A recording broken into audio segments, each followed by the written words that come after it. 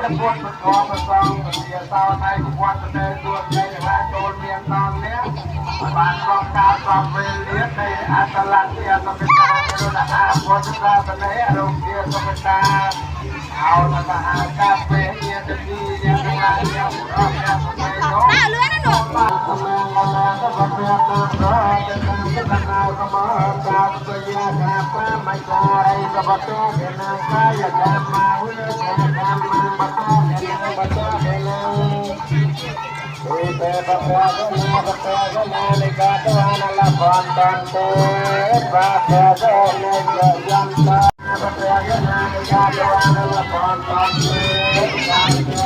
ในเกิดยันตาผู้เสียมองการตัวนั่นล